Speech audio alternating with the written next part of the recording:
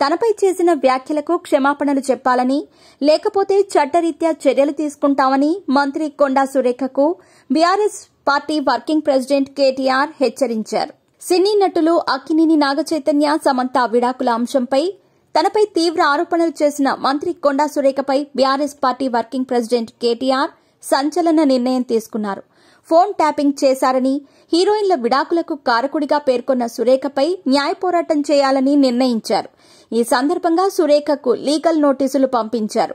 ఈ సందర్భంగా సురేఖ చేసిన వ్యాఖ్యలను కేటీఆర్ ఖండించారు. తనపై చేసిన వ్యాఖ్యలకు కేటీఆర్ బుధవారం మంత్రి సురేఖకు లీగల్ నోటీస్ పంపించారు. నోటీసుల్లో సురేఖపై ఆగ్రహం వ్యక్తం చేశారు. మంత్రిగా పనిచేస్తున్న కాలంలో ఫోన్ ట్యాపింగ్ చేశారంటూ సురేఖ చేసిన వ్యాఖ్యలతో పాటు నాగచైతన్య, సమంత విడిపోవటానికి ప్రధాన కారణం కేటీఆర్ అంటూ కొన్ని దుర్వేషపూర్వక వ్యాఖ్యలు చేశారు. కేవలం తన గౌరవానికి, ఇమేజ్కు భంగం కలిగించాలనే లక్ష్యంగానే సమంత, నాగచైతన్య పేర్లను తీసుకుంటూ కొండా సురేఖ అడ్డగోలు వ్యాఖ్యలు చేశారని లీగల్ నోటీసులో కేటీఆర్ పేర్కొన్నారు. ఒక మహిళ యుండి ఇంకొక మహిళ పేరును, సినీ నటుల పేరును వాడుకొని వారి వ్యక్తిత్వ హననానికి కూడా పాల్పడటం దురదృష్టకరం.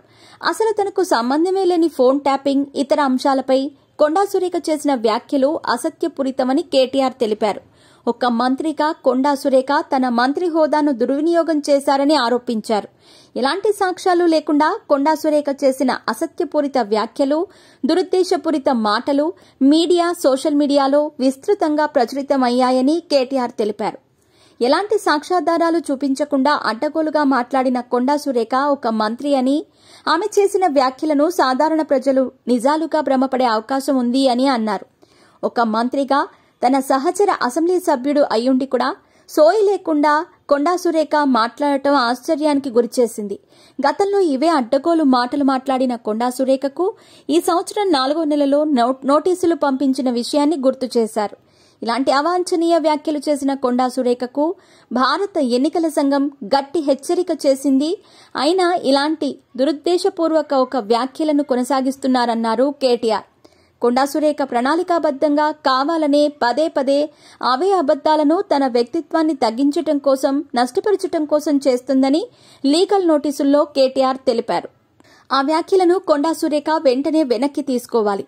దురుద్దేశపూర్వకంగా అబద్దాలు, అసత్యాలు మాట్లాడినందుకు బహిరంగ క్షమాపణలు చెప్పాలని కేటీఆర్ లీగల్ నోటీసుల్లో డిమాండ్ చేశారు.